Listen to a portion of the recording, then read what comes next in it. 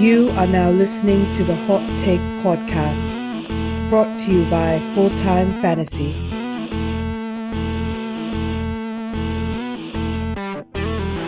Here are your hosts, Stephen Taroni and Josh Daly. Time to make it hot.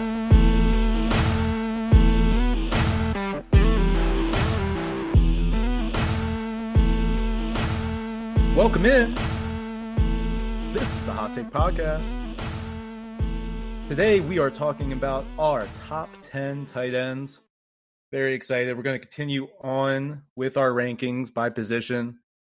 And look, the tight end, not the sexiest position, Josh. You know, let's be honest with ourselves.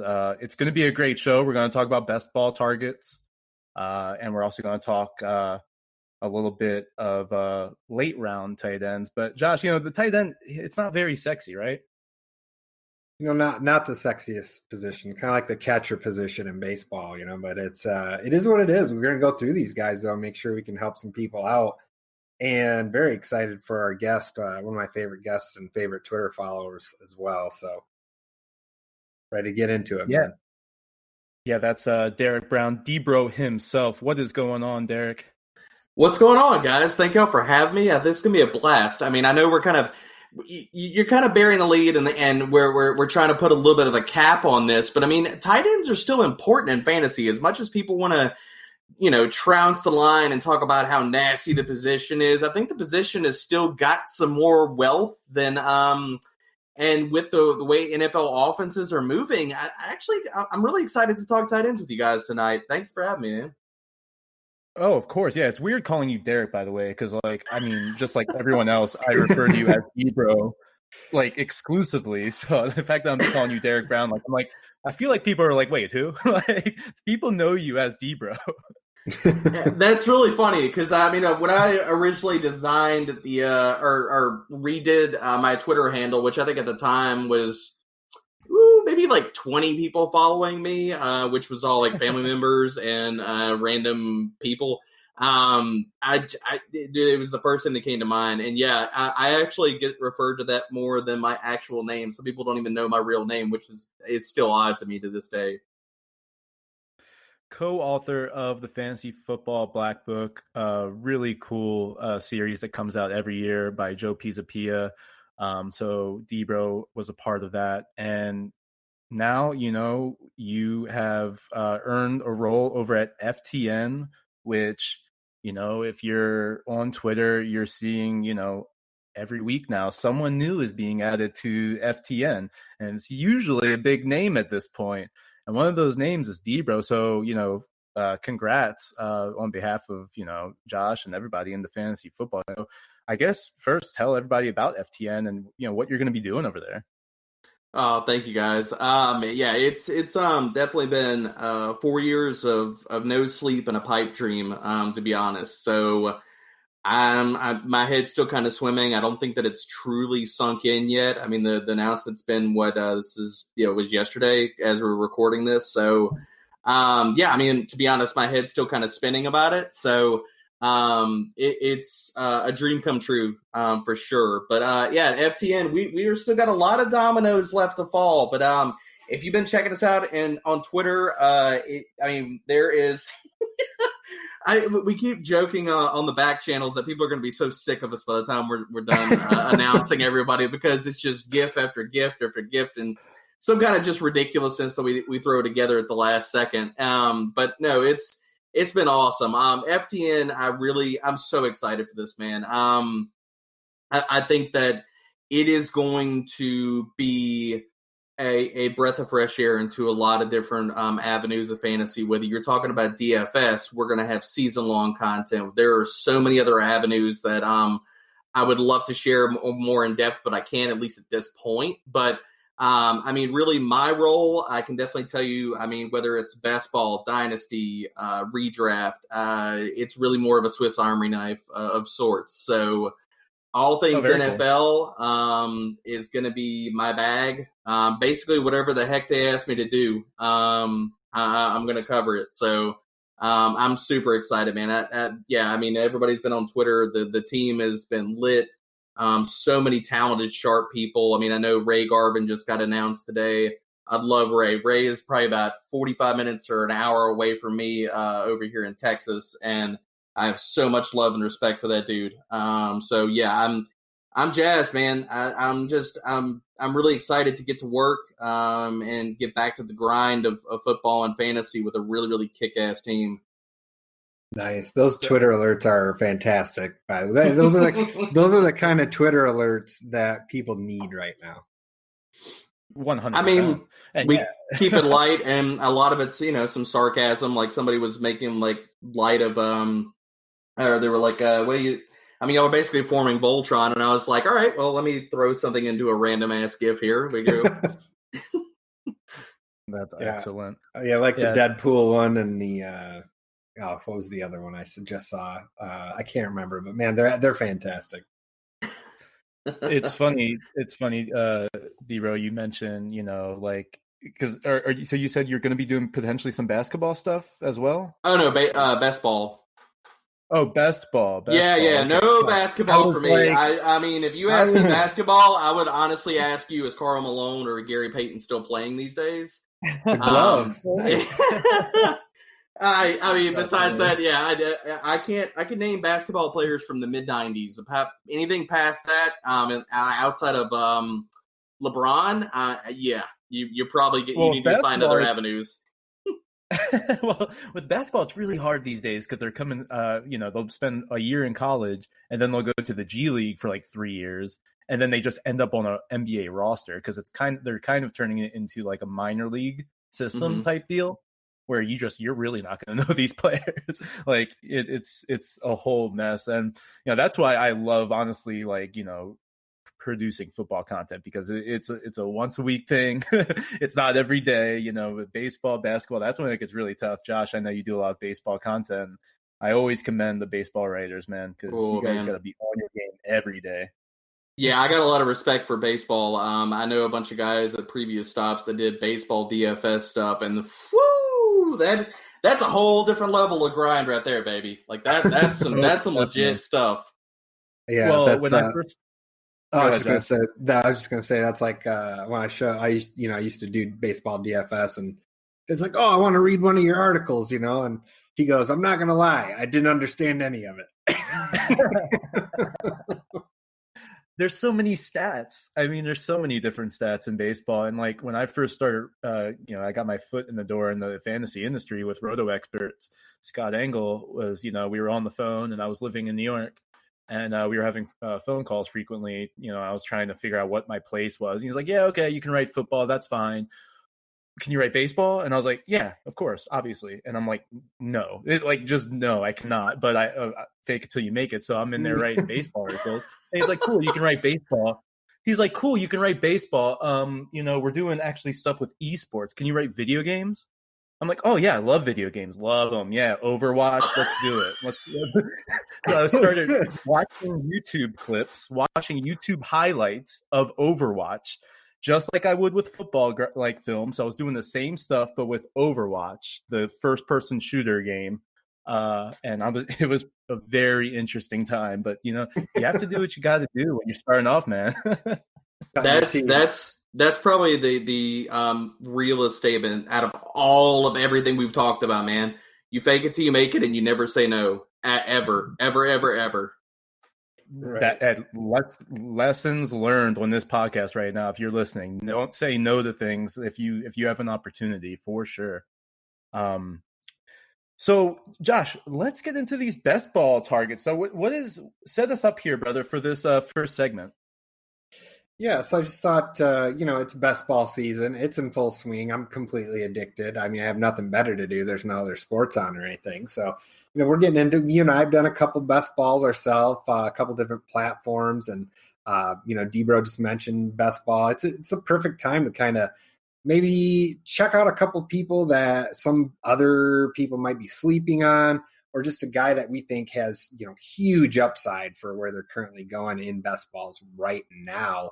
And I know, DBro, you have a guy that I'm very high on as well. You put down Darrington Evans, man. Tell us a little bit about him and why you like him. I think I know there's some some obvious handcuff potential there. But give us the goods, brother. I love Darrington Evans, and I really don't understand. So looking at best ball ADP, he's going in the tail end of the 14th round right now, and I really still do not understand it. He's gotten a little bit of juice over the last few weeks. I mean, he was when on Twitter I was first talking about him. I think he was in the middle of the 16th round. So he's climbed a little bit, but he's still not anywhere close to where he should be. If you look at current best ball ADPs, your handcuff tiers are players that are going in the 11th and 12th round. So you're looking at a guy that's going in the 14th right now, the back end of the 14th, which in some drafts, he's falling all the way to the 15th round.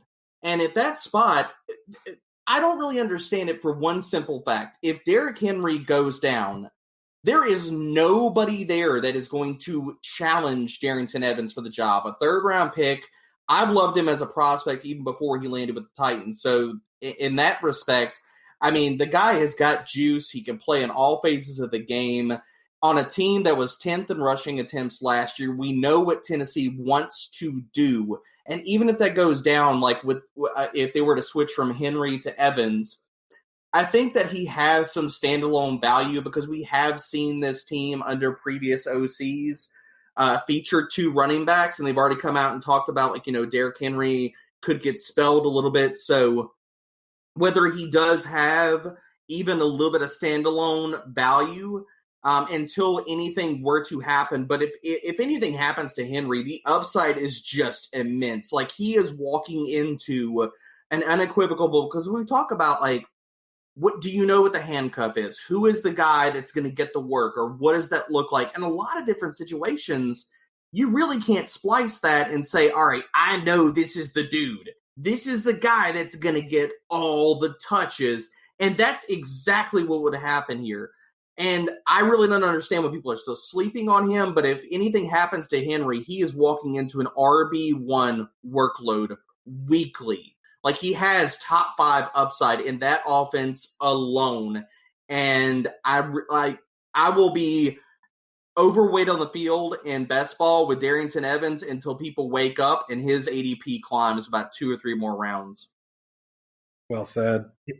It makes me smile when people actually bring the heat on this show. Because this is the hot take podcast, right? We all know that. But we have guests on all the time that don't bring the heat. I appreciate you, DBro. You just sold me on Darrington Evans. That's it for me. And Josh, I know you drafted him in the Pros versus Joes League. Is that correct? Yeah. We had also had friend of the show Jeff Lambert on, and that was one of his sneaky draft prospects that he liked as well. Right. And since then, I mean, I've acquired him in a couple dynasty leagues. So he's definitely a guy that I'm high on, and I completely agree. And love the ADP, and I'm completely with DBro. That's my guy that I was going to talk about here was Latavius Murray for some of the same reasons. There's this obvious, just monster league-winning upside, from a handcuff perspective with Latavius Murray, but Darrington Evans is going a lot later than Latavius Murray. The only thing that I think you've seen differently that may be the difference in that 9th or 10th round ADP for Murray is that, he's done it before as recently as last year when Kamara was out. So he's a guy that's obviously been just one of the best touchdown goal line backs that, he still gets used in that role. I mean, a lot of people, DBro, I know you're a big Saints guy. Yeah, buddy. Murray's just been a stud ever since he's been, with the Vikings and now with the Saints. He's just been productive, and he's going to put some fantasy points in there when he's given the opportunity. So this is a guy that's just kind of proven it repeatedly, and that's why I like him so much, is because in a format like best ball, if Kamara does miss 2, 4, hopefully not anytime, but if he does go down, he's obviously going to put in a lot of really productive weeks that you're going to be able to use to kind of get yourself up toward the top of the standings. Well, and to double down on your Saints love there, another guy that I've been smashing and getting minimal exposure to. Obviously, this is not a guy I'm going to be overweight or 15% on, but I really want to get exposure to Ty Montgomery. He is going undrafted. He's in the 28th round in a lot of different FFPC drafts. And at that spot, I actually think I think mixing exposures with Murray and Ty Montgomery is a really smart, it's a sharp play, especially because if we're wrong, if we're talking about with handcuffs and Ty Montgomery were to just inherit the Kamara role and Latavius, they would work in tandem, then Montgomery would smash his ADP absolutely. So yeah, I love the Saints call though.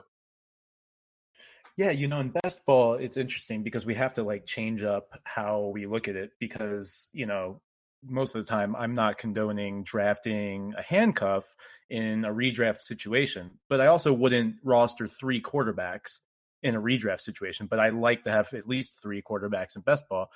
It's the same thing with a handcuff running back. Like once someone goes down, you don't have a replacement for him on a waiver wire. You need that player. So, when we're talking about this ADP with both Murray and Darrington Evans, it really just feels like a straight smash, especially if you roster Kamara or Derrick Henry. So, I love all of that. Yeah, the only thing I was going to say was, Murray also kind of gives you a little standalone value too. You don't necessarily need to rely on him as much as a handcuff. I mean, it wouldn't surprise me if he ends up putting in a couple useful weeks where he creeps into that optimal lineup for your best ball team, where there's actually been both him and Kamara on the field, during the same game. So they do use Latavius Murray enough around the goal line in his old stomping grounds where he excels so well. So, they do use him there enough where I think he's going to be able to provide some of that on his own. Well, best ball is such an awesome format. I mean, there's so many different ways as far as strategy that you can attack it. I mean, you're basically playing the stock market with ADPs. Like, okay, here's the guy that I'm going to get exposure to now, but he's going to climb the closer we get to the season. So I'll probably wane on my exposures later.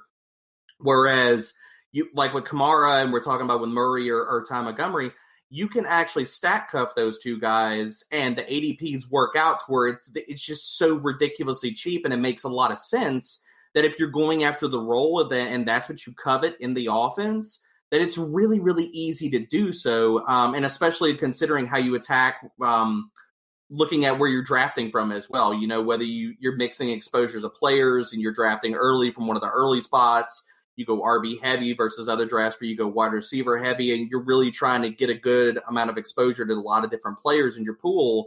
So, there's a lot of different ways to slice it. Now, that's one of the reasons why over the last year, especially, I've dug into more best ball. Yeah, both of the running backs you guys are talking about, I think, have some standalone value in best ball. And Evans, 3rd-round pick, like you mentioned, DBro, that's not just addressing, like, let's just get the best player available. That was addressing a need. They needed a pass-catching type of running back. Not that they're going to use that position that much. I don't think that they're going to heavily target the running back, but if they're going to throw passes, most of them are going to go to Evans out of the backfield. So we kind of already can see that path for standalone value for Evans. And then the same with Latavius Murray, as they're going to maybe use him in the red zone, pound him in for touchdowns, because that's what they do in New Orleans. They get rushing touchdowns in New Orleans from multiple guys. So that's not something new that we've seen. I want to talk about Robby Anderson again, guys. So last week, Josh, about Robby Anderson because we were going to talk about DJ Moore, and I'm not the biggest DJ Moore guy. So I think we're going to talk about breakouts, fake outs. Oh God! And he was a fake out for me as far as his ADP, just because I think it was wide receiver 13. So I just said, yeah, he's 16 or 17. And I was thinking about Robby Anderson. And so I looked into it a little bit more. And by the way, last week when we recorded, his ADP on Fantasy Football Calculator was wide receiver 63. Josh, if you had to guess, where do you think it is now? Because it's moved. Oh, boy. Well, I think, I had him at like 48. So, gosh, let's split the difference. I'll say he's at like 56 right now. And then, DBro, just for like shits and giggles, where do you think he's at? He was at 63. I would say somewhere probably in the mid 50s, probably around 60 range. That last time I looked at best ball, he was somewhere around 60. Yep, 66. He didn't go up. So I don't know what's going on, but like I get it.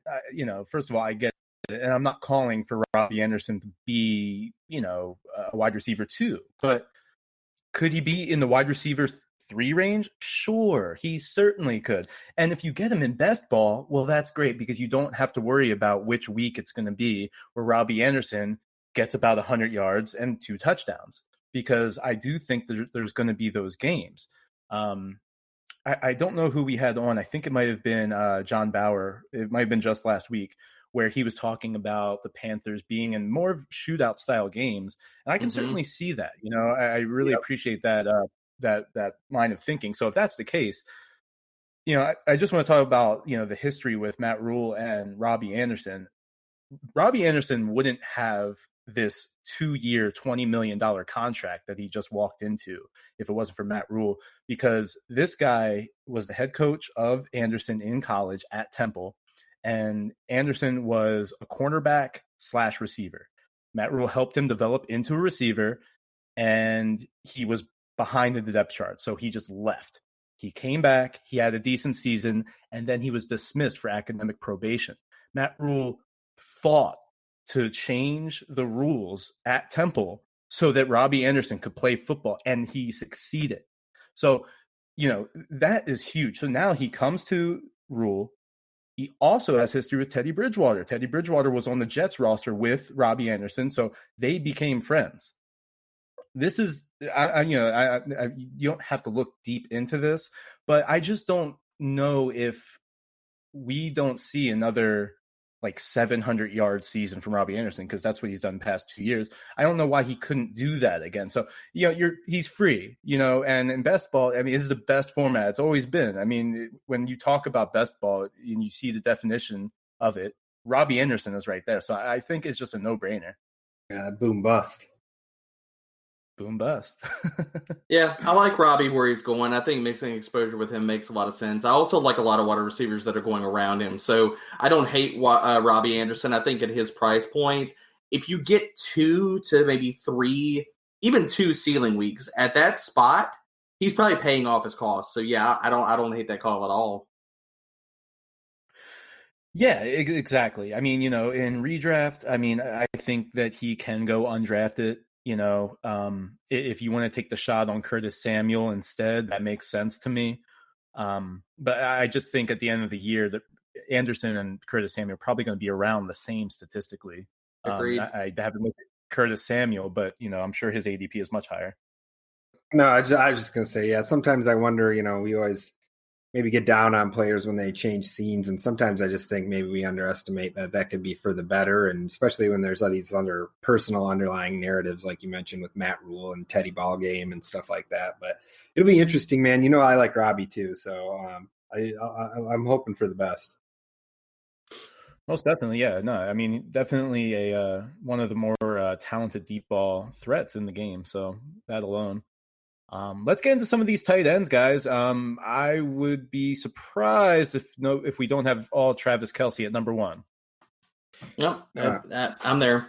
I actually have I have Kittle at number 1, believe it or not. You've got Kittle at 1. Okay, I gotta hear why. Hear why. Well, I was kind of debating in my head, if I wanted to do this, and then when Debo went down, I just feel like it's his time, man. I feel like it's time for him to ascend to that tight end 1 position.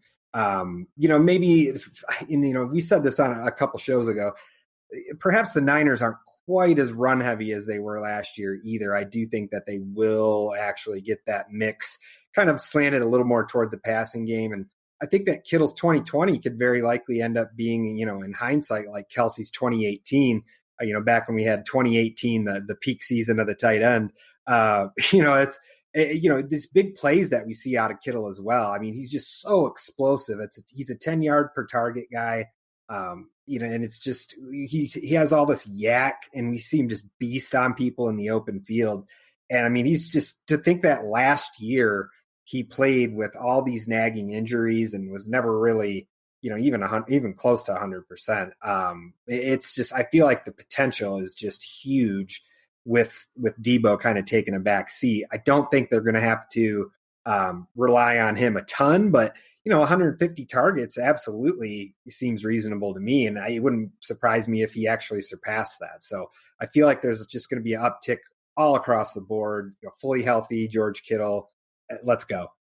Yeah, I mean, Josh, I love what you're saying here, because if Debo misses, because I think he's going to miss 2 or 3 games, but we don't know how this recovery process is going to go. I mean, we're thinking 10 to 12 weeks from the surgery.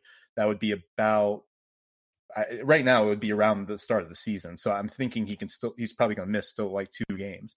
But if he misses 4 or 5, then you're talking about George Kittle just really having a chance for that, number 1 tight end. I mean, in games that Debo's not there, he's not getting less than 10 targets. Well, to both your points, I'm fading Debo really hard in all formats. Foot injuries are not something I want to mess with, especially Jones fractures. I mean, even if he doesn't miss a lot of time, there's a lot of good data out there where they come back, players come back, and if they come back early, high incidence or decent incidence of reoccurrence or decreased function. And so it's just not something I would have much rather him have a knee issue or something else along those lines. Foot injuries are not something I want to mess around with.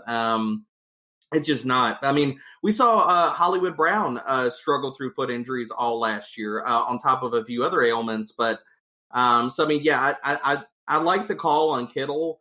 And to double down on your point, it just comes down to touchdowns to me, and I think there's a path there for him, because if you look at last year with Debo off the field, Kittle's red zone target percentage went from 20 to 34%. So is there a path for him to walk out of the end of this year with 10, 12 touchdowns and surpass Kelsey? Yeah, I think that there's definitely a path. Well, last year they both had 5. I think it was a down year for Kelsey in that department. But if he can get close to that 10 touchdown range, I don't see how he's not the tight end 1. So, and by the way, we're doing half PPR. If we didn't mention that for this top 10 discussion, and then I'll say that I have Kittle at 2. DBro, where are you at 2? I'm at Kittle as well. Kittle. And then Josh, are you Kelsey at 2? Yeah. He's still there. He's still elite. Definitely in the KC offense. There's no reason to fade him.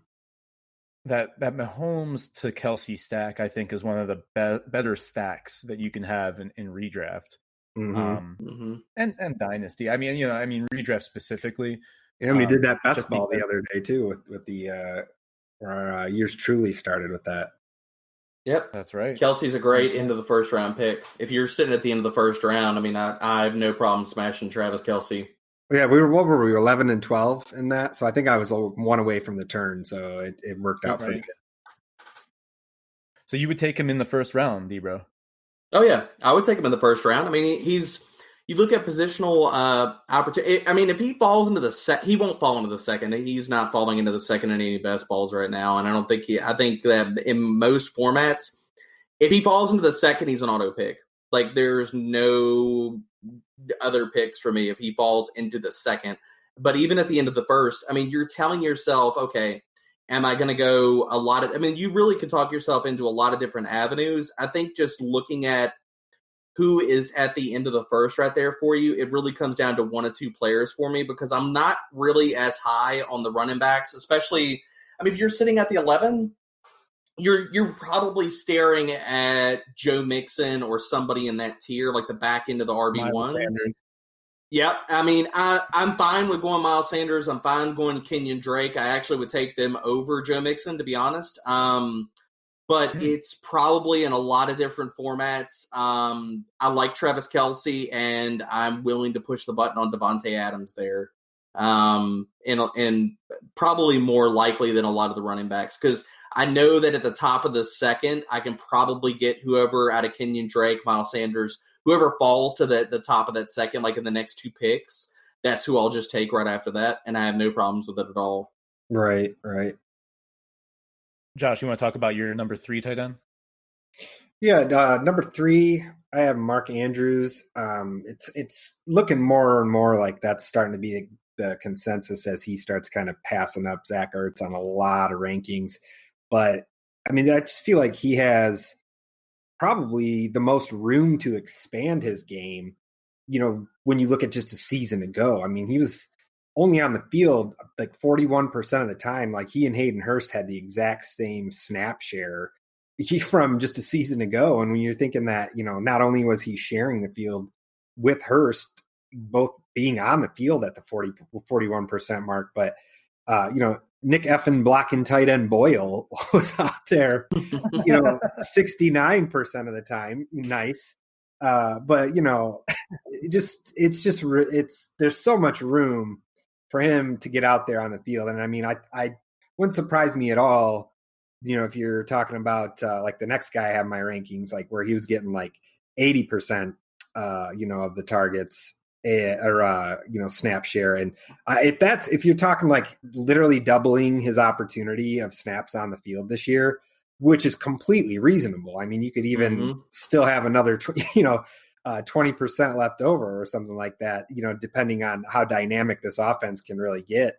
And DBro mentioned Hollywood Brown should be fully healthy this year. So that's exciting as well. So, I mean, I definitely think this offense is awesome as it was last year with Lamar at the helm. I mean, I feel like it's scary to say this, but there's room for improvement all around. And Mark Andrews, absolutely one of those big benefactors as well.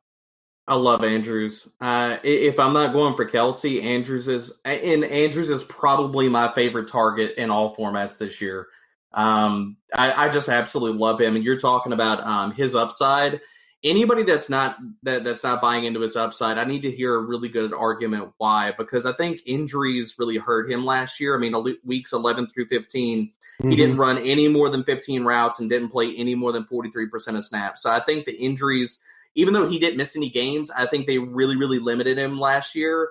And for a guy that was one of only 6 tight ends to have a 20% higher target share, and he had the highest air yard market share of any tight end, any tight end, the ceiling is just ridiculous. Like, he could go out there and put up like Travis Kelce, like at his ceiling numbers, and I'm not going to be surprised about it this year. No Hayden Hurst this year. That helps things. 98 targets last year, which was, I would say, like, I was huge on Mark Andrews. I was targeting him in the Scott Fish Bowl because I thought that he could be a league type of, a league winner type of player. And he turned out that he just was. 98 targets, I think exceeded my expectations, even with the limited snap count that he had. But third in total yards at the position, behind just Kelsey and Zach Ertz, with about 30 less targets.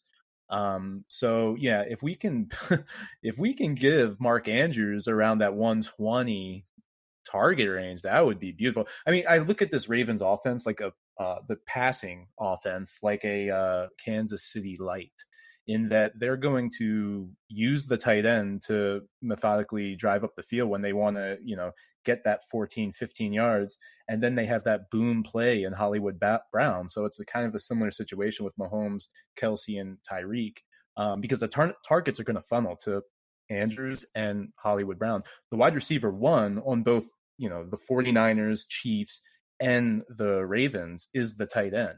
So that's why you love these players. I think that's why we're talking about them as the top 3.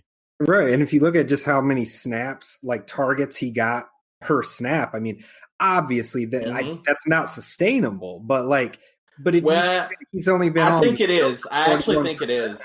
Well, even if it isn't, I mean, if he's still was only on the field for 41% of the time, and even if he's only on the field for like 65% of the time, I mean, even at a lesser targets per snap, I mean, that's still a ridiculous amount of targets. So yeah, absolutely. Like the ceiling's like epic for him this year. Do you have Andrews at 3?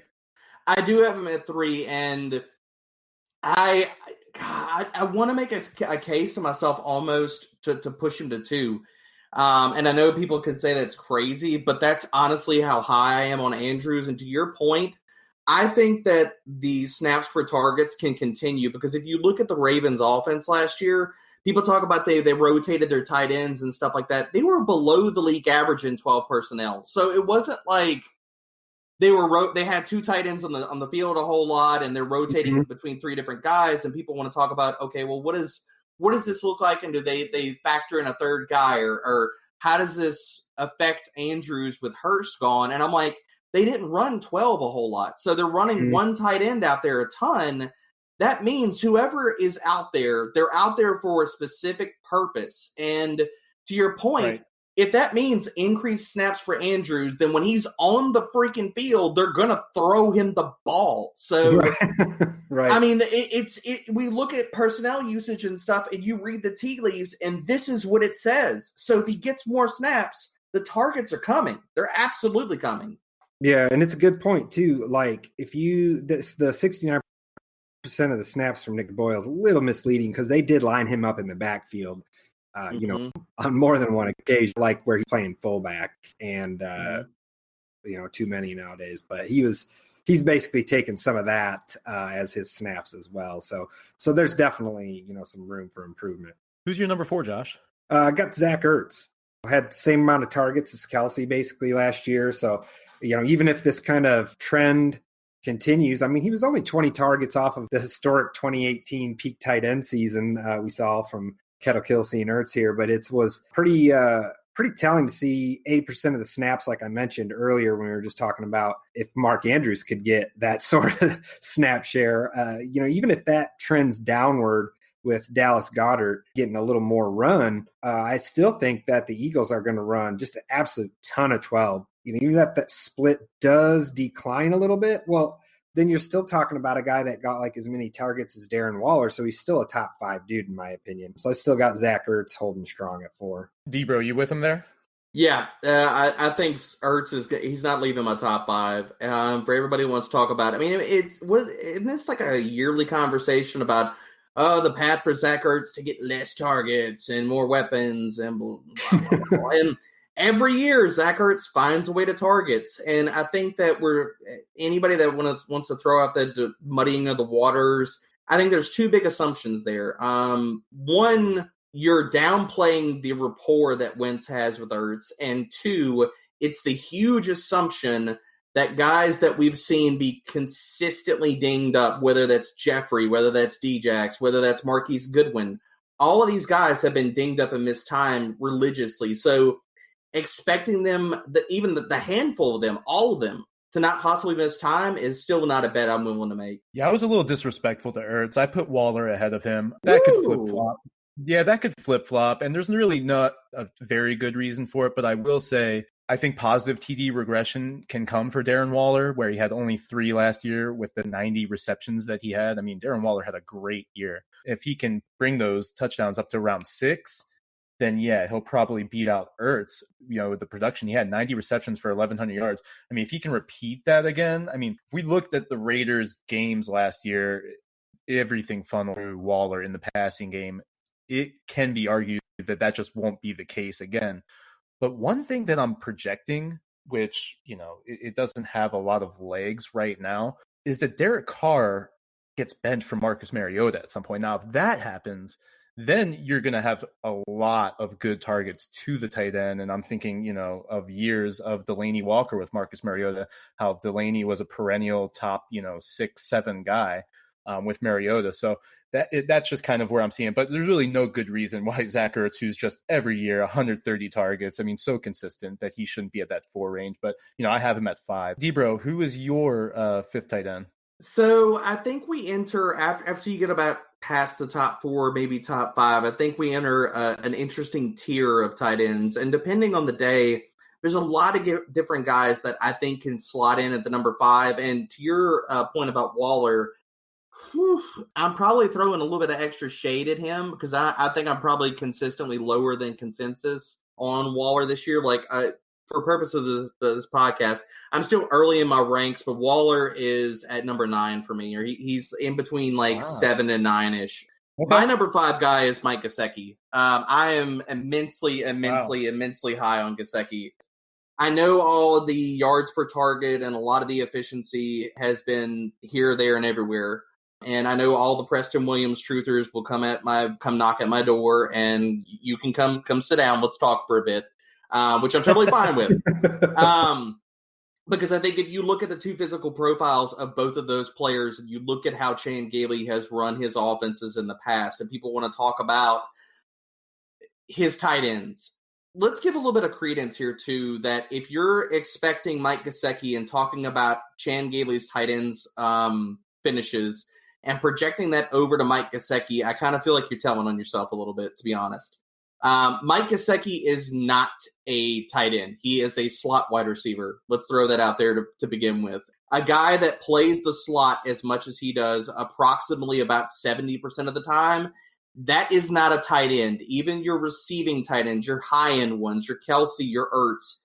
We're not going to talk about Andrews and Kittle. They play a little more in line than a bunch of other guys. But a lot of your receiving tight ends that do play the slot a decent bit, like that's still not even close to 70%. Even Austin Hooper was only at 60%. Most of those guys live in the mid-50s.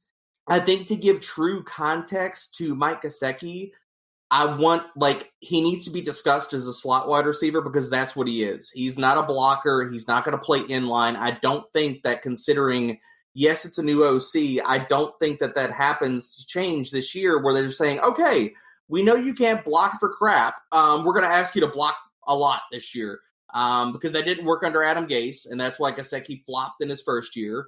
In the second year, we saw some of these athletic measurables take over. And I'm so ridiculously high. Like, I think Mike Gesicki has Darren Waller-esque upside this year in his target projection and what he could possibly do in this offense. Now, I think the play volume is going to be a little bit lower because Chan Gailey runs his offenses just slow as a freaking slug. But in what he could be in this offense, I'm just really, really high on his skill set and what how he factors in. 51 receptions, 570 yards, 5 touchdowns. He was the tight end 11, so he found himself in that tight end 1 range already last year. What if Tua comes in pretty early? I mean, does that change anything?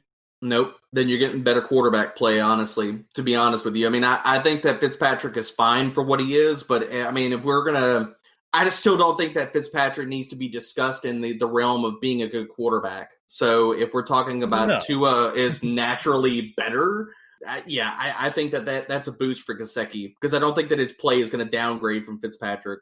Yeah, I mean, Fitzpatrick was able to provide him being a tight end 1, and no, he's not a good quarterback per se, but he just keeps receivers relevant with fantasy. So if I could say that Fitzpatrick was going to play 16 games and Tua wouldn't play any, I think I'd be high on Gesicki. But yeah, Tua obviously the better quarterback, but I just can't see him necessarily using that tight end position. I could be wrong, but I think that I would prefer Fitzpatrick if I was on the Gesicki bandwagon, just because of the passing volume, I think, too, because Tua is going to want to run. I mean, it's going to be a different style of offense, right? Possibly. Miami added a lot of pieces to the offensive line. I think that if they want Tua to stay upright and actually play games, they're going to say, look, like, dude, you need to chill out. You need to get the ball out of your hands. And because past that, if they don't build a wall in front of him, he's not going to have a long NFL career. And I'm not even talking about hip injury. I'm just talking about all of his injuries just in general and him getting beat to heck and back. Right. No, that's good points. Josh, anything on the 5th guy, or are we moving on to 6 now? Just to real quick, Darren Waller, I agree with DBro when he says that there's kind of a break there between 4 and 5. But for me, it's hard to put Waller below my next 2 guys just because of him being fed so many targets last year. And, it seems like they kind of got more sure of what Waller was capable of as the season went on. But I don't think there's like not like Andrews where there's so much room to, expand his production. I just feel like maybe a few more targets, maybe the offense gets a little more pass heavy. I certainly hope so for at least Josh Jacobs maybe getting a few catches out of the backfield. But for Waller, for his numbers to take up.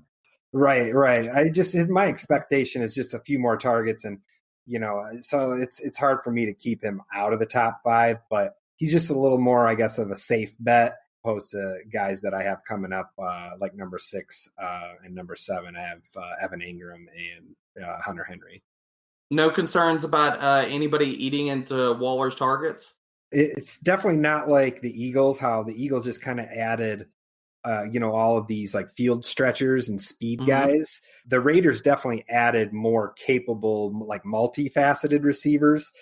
So that does have a bit of a concern. I just think that after all he did last year, he's proved that he can excel in the offense. So I think that's one guy that not only Gruden, but David Carr can trust as well, assuming he's the QB all year.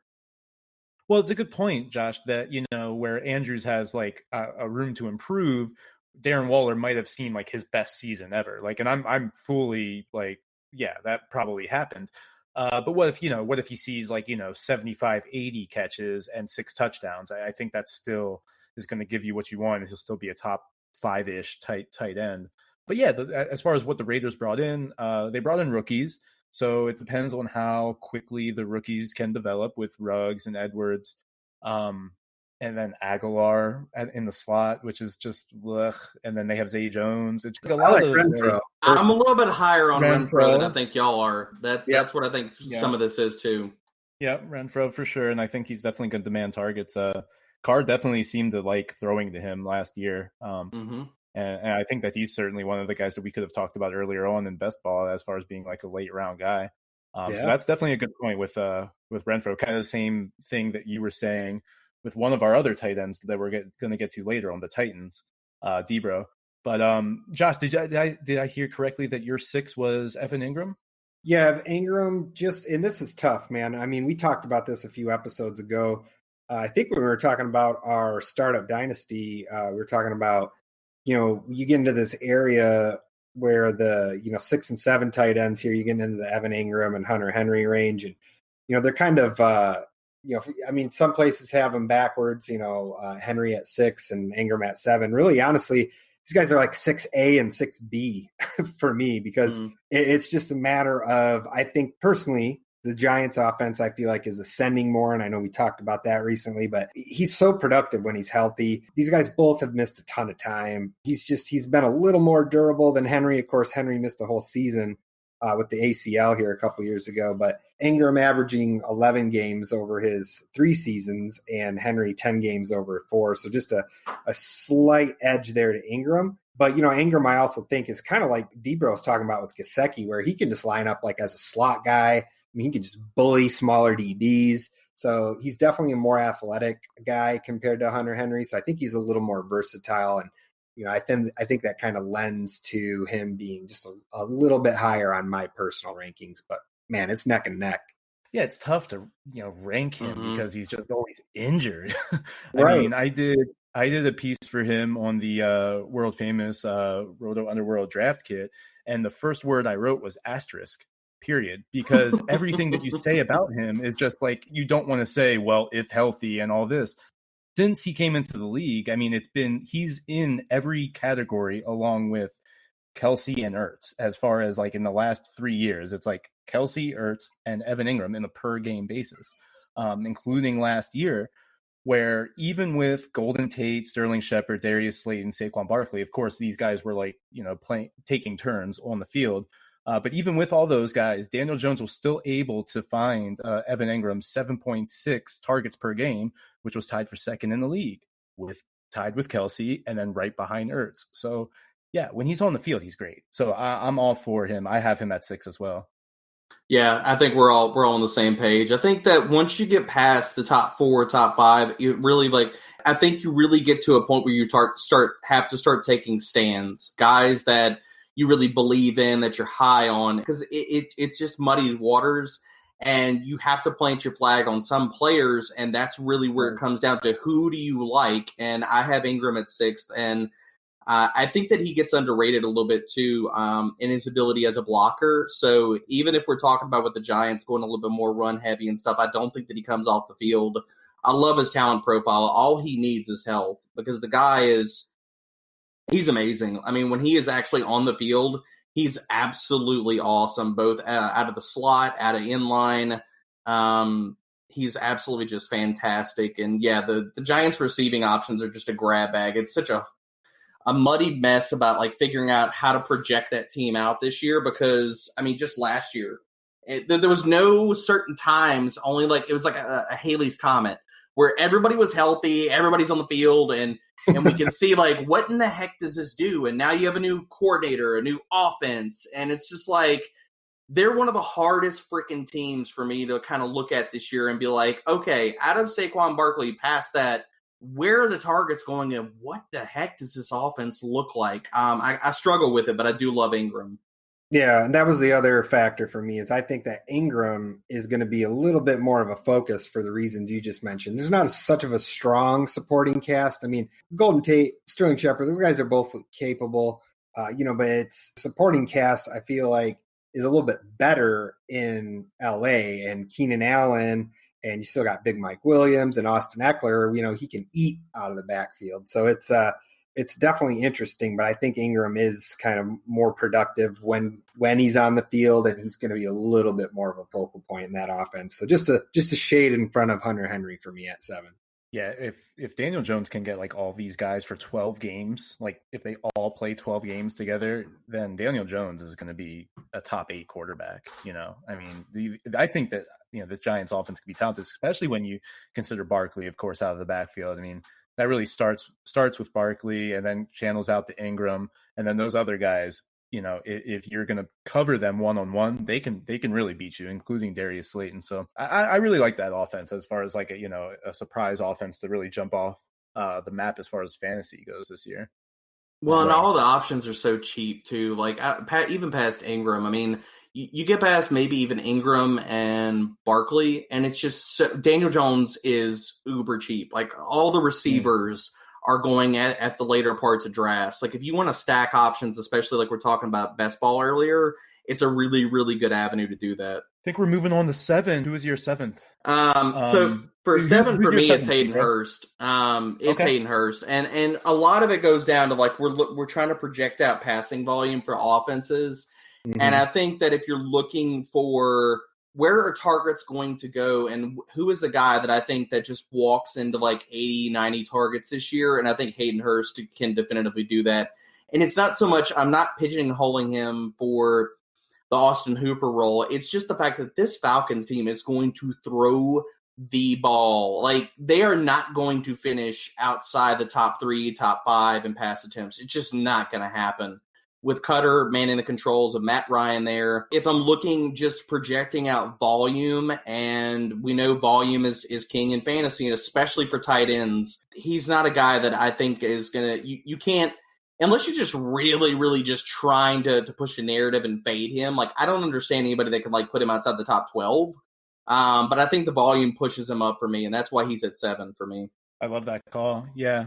And yeah, Hunter Henry, just going back to him, it's going to be tough with Tyrod Taylor, like how that, offense looks, how they want to use their weapons, because I think that's why you can get Keenan Allen at such a discount now. Although I would say that Keenan Allen is going at a great value, but Hunter Henry is still going in that range, in that second tier range, where it's like I could get guys later, who I want. Kind of like my 7th guy who I'm kind of getting the giggles again, Josh, because last week I was talking about Robby Anderson, or thinking about Robby Anderson. I started getting the giggles, and I got the giggles again when I started thinking about this guy. And then I really looked into this guy, because going into 2019, he was a rookie, and the metrics just jumped off the page as far as, his profile, his speed score, his 40 time, all of his metrics, his athletic metrics just jump off of the sheet. And then he goes in the first round. Then he's drafted in the first round, the tight end drafted in the first round. Great. Well, we've seen that, not work out so well with like David Njoku, Hayden Hurst to this point, so that's not that great. But Noah Fant produced last year, and it's not like he had a great season, and that's why he's going significantly lower than I think he should. 66 targets, not bad. For his rookie year, 40 receptions, 562 yards. And that 562 yards is interesting, because I was a big proponent of Mark Andrews last year. I was calling for it all off season, and I made sure I got him late in a lot of places. And Mark Andrews had the 6th best season in terms of rookie tight ends in total yardage last season for rookies, or two seasons ago for Mark Andrews. Sorry. Last year, Noah Fant had 10 more yards than that Mark Andrews season, and now he is the 6th most at that tight end position. What I really liked about Noah Fant was the yards after catch. He was actually 7th in the league at the tight end position in that category, 14.1 yards per catch. And it was really interesting. I mean, I think he had some success with Joe Flacco, actually. And then when Drew Lock came in, it was kind of, Drew Lock went to spread it around a little bit. He knew he had Cortland Sutton on the outside. So he used his weapons. But I think with a year of offseason, second year for Noah Fant, I'm drafting him very late with the understanding that he could be like a close to top 5 type of guy because he's one of the more talented. I mean, what happened with George Kittle? He had like a George Kittle-esque rookie year. And we were all looking at George Kittle like, okay, he could take that step, and he did. And no one's really talking about Noah Fant in that light right now. Good call. Yeah, I like Fant. I think my only worry about Fant is how many different weapons can Drew Lock support. I think is really what it comes down to for me for Fant. Right. Who is that second option? Like, does he split up targets between him and Judy, and what does that look like? Because I think Sutton's the 1A at worst. Yeah, exactly. That's definitely up for question is like, how are they going to use Fant? What does that target distribution look like? But yeah, exactly. I just think that he has that upside. Did we all talk about our 7th tight end? Yeah, who you got? Right, I'm on it, man. I'm on Gronk coming back and smashing some folks in the mouth. Ooh. I'm all for it. I think people are underrating the Tampa offense, to be honest with you. If you look at a lot of different efficiency metrics, targets, things that, what have you, I don't think that Tom Brady, I almost said Tampa. God dang it. I hate that. I don't think that Tom Brady is washed. I don't think that he's quite there yet. And I am on board for Gronk to stack enough touchdowns to get to number 8 here. I don't know that necessarily that the target volume is going to be there. But the other thing about this is if we think that that the Buccaneers are going to throw the ball, how can Gronk not be the third option? Who is going to command targets over Gronk behind Evans and Godwin? Because I don't know who that's going to be. We've already seen O.J. Howard get firmly in the Bruce Arians doghouse. They don't have a great third wide receiver option, as much as my Justin Watson love will attest to. So I don't think not as a high volume guy. I mean, not as a guy that can even pull targets away. I think that there is something to be said. Everyone wants to drive narratives home right now about like the off seasons and the current climate that we're looking at right now. And if we're looking into that and we put any kind of credence to that, then rapport comes with that. I don't have to state anything about the rapport between Gronk and Tom Brady. I'm just going to throw that out there. Like, I'm not going to give you any numbers. I'm not going to throw any narratives. Like, that's just a fact. They know where each other is going to be at certain plays, even at different offenses. That translate. All we need is health, man. That's all we need. He needs just to not look like that he's Drax out there trying to run routes. Past that, I think that he can come back and smash as a top 10. Josh, who was your 8? 8, I had Hayden Hurst, second year of Matt. Well, technically it's like Matt Ryan's 5th year in Dirk Cutter's offense. I think Cutter was there from 2012 to 2014. Mm-hmm. Back in the Tony Gonzalez days. You guys remember that? Yeah, 120. I mean, that was like 120, 125 target tight ends. Last year as Cutter's coming back, 121 tight end targets, and Hooper got 97 of those after missing 3 weeks. And just real quick, this is the last I'll add on to Hayden Hurst because I know DBro already hit some great points, but targets for Austin Hooper game by game: 9, 6, 7, 11, 9, 8, 5, 7. And then he gets hurt after getting 5 targets in week 10 and he misses 3 weeks and he finishes with 6, 6, 9, and 9. If that's not some fantastic consistency, man, I don't know what is. So if you consider that Hurst is probably going to be a big beneficiary of, you got to say, like DBro said, walking into so many targets, there's so much opportunity for him. It's hard for me to not have him in almost every best ball league I've done. So very excited about his potential this year. Josh, to your point too, can we also throw out there that Russell Gage is #not good? Like, that's just a fact. He's just not. So I think that there's absolutely an avenue for Hurst to be the easy number 3 in this offense. Yeah, no doubt. Love that call. Love that call. I think I need to be higher on Hayden Hurst myself. He's not in my top 10. I actually did my top 13. I ranked those out, and he's not in my top 13, but I think I need to revisit that. My number 8 is actually Blake Jarwin, a guy we've talked about on this podcast. There we go. I think that if 80% of Jason Witten's targets go to Blake Jarwin, then he can be that kind of guy, because we know that when Jason Witten caught all 63 of his balls last year, he either got tackled right away or it was a touchdown. And Blake Jarwin isn't that guy. Blake Jarwin can actually don't throw shade on the dad runner community, okay? On team catch and fall down, okay? Yeah, there's something to be said for team catch and fall down. Hashtag team dad runner. That's the team I'm on now. Hey, I badmouthed Jason Witten the other night on the Dynasty Theory, and I got some shade on that one too. I'm sorry, Jason Witten. All right, like, I love you, but it's I think when Blake Jarwin gets the ball, he's actually going to do something with it. We've seen that with him before, and I just love this Cowboys offense. I know I've talked about it before. I think that it's actually finally like an offense that you want, like, different parts of. And I want the tight end there. I will say, like, I think I'm pretty high on him, and it's not set in stone that he's going to get all of the tight end targets. I don't think he's going to get all of them, and there's a good chance that he maybe gets around 60% of the tight end targets, and that's a situation where he's going to fall outside the top 15. But if he can stay on the field and they use him, I think that there's a chance that he gets into that top 10. Yeah, I could see it. I think that if Dak and this Cowboys offense hits meteoric proportions, I definitely can see him being a lock top 12 guy just based off of touchdown equity alone. Right. And we're at 9, guys? We're at 9 all of us? Yeah, who's your 9? Okay, all right. I have Hunter Henry. DBro, who's your 9? I've already thrown enough shade at Darren Waller for this episode, so yeah, he's my number 9. Right. So low, Darren Waller, the disrespect. And now you're going to make me go into it a little bit more. It's because I think that Hunter Renfrow factors into this offense more than maybe I'm just a little bit higher on him than other people. But if you look back to last year, him and Waller cannibalized each other, not so much on target volume, but a lot of it was just touchdowns, man. When Renfrow was on the field, Waller saw his red zone target percentage drop from 25 to 11%. So a lot of this is I'm higher on Renfrow than I think other people, as well as the added weapons. And I think Waller just had a perfect storm of being the only dude there last year, and I just don't think that repeats.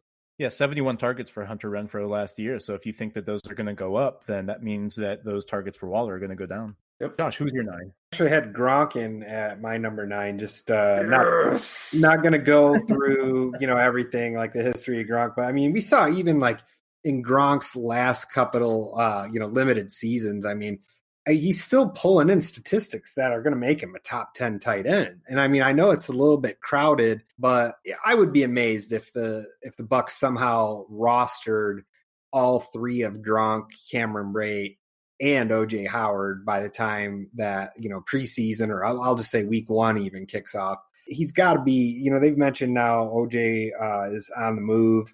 So it's just one of those things where we talk about this connection, the rapport we talked about in the receivers episode with Gary Haddow.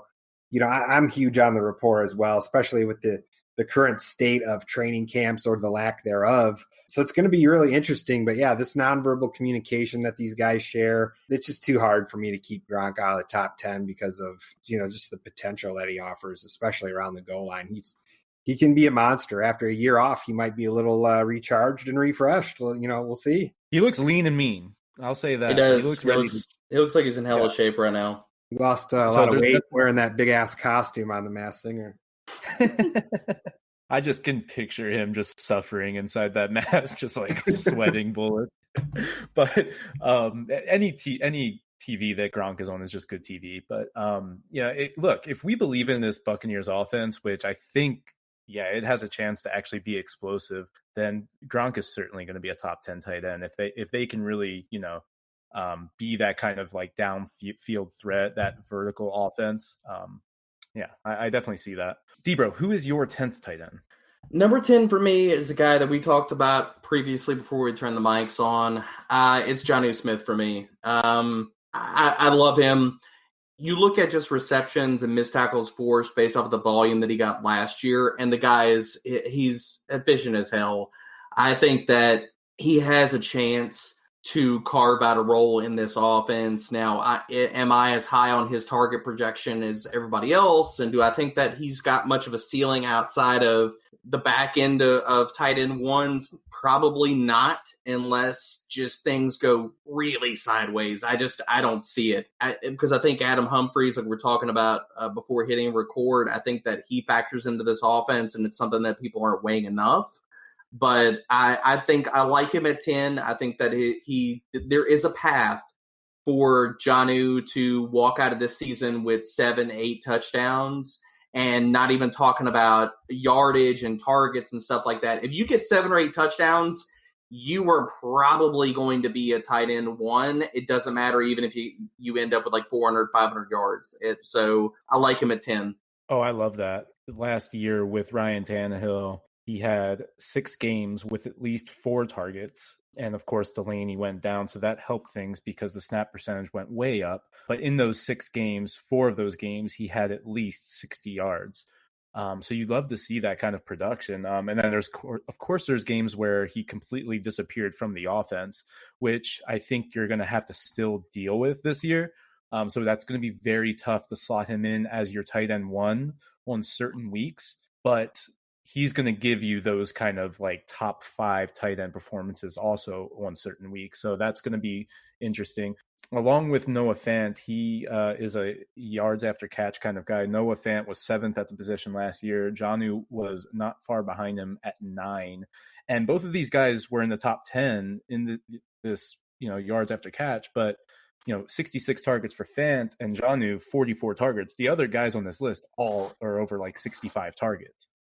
So just imagine what happens if you can give Jonnu about 60 to 70 targets. I mean, is that possible? I mean, DBro, you make a good point.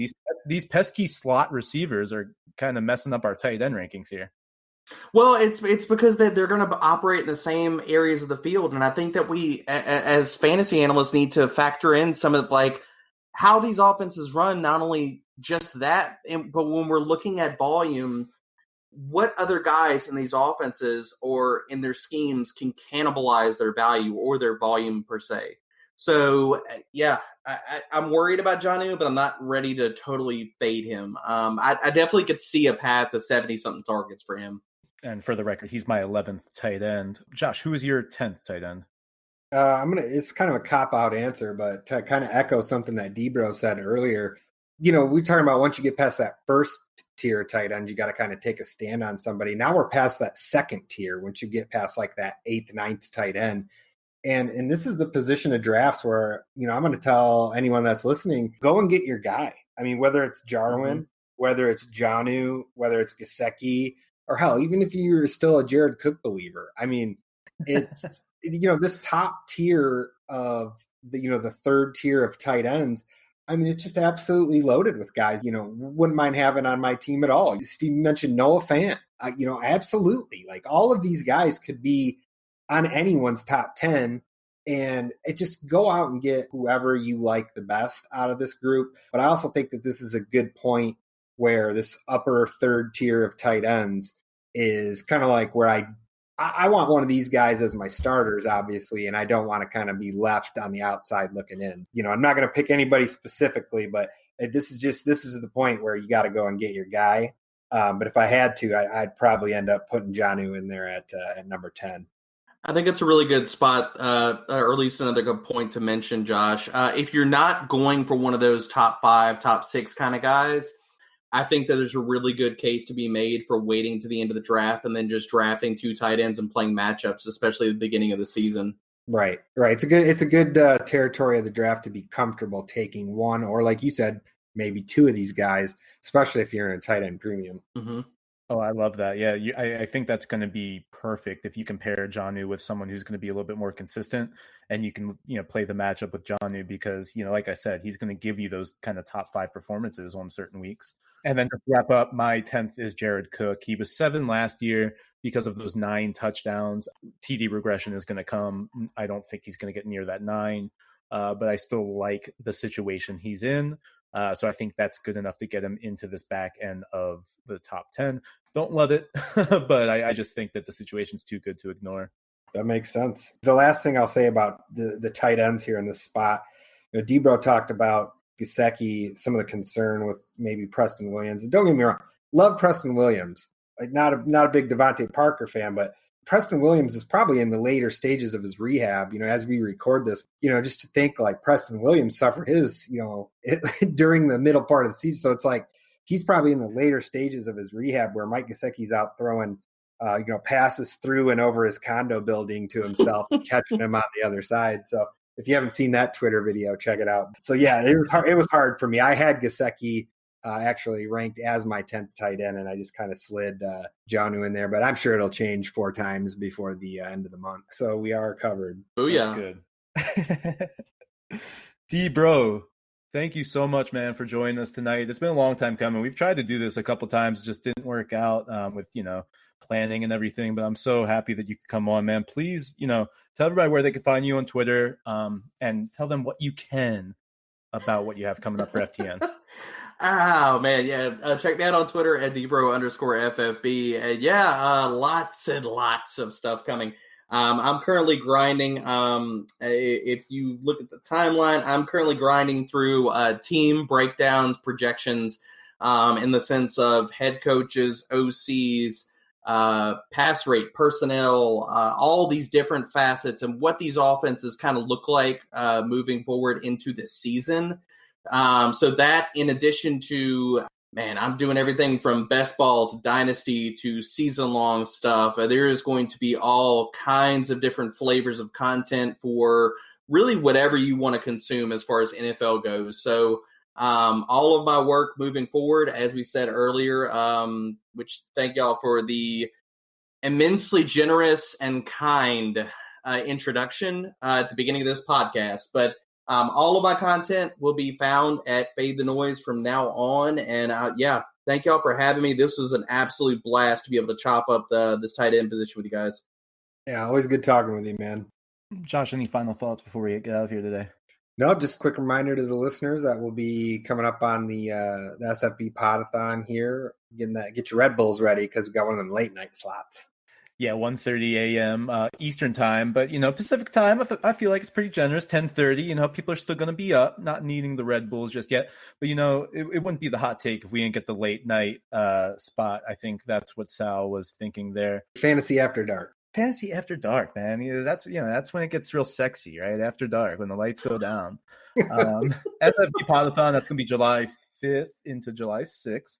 And then, of course, like I mentioned earlier, got some stuff coming out with world famous draft kit at Player Profiler. Monkey Knife Fight, you can go there. There is a way that you can sign up if you sign up for a subscription over there, you will get the draft kit for free.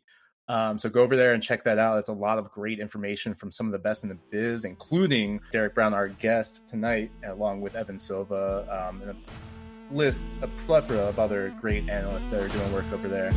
On behalf of our guest DBro and John Bailey, my name is Stephen Trone. This has been the Hot Take Podcast.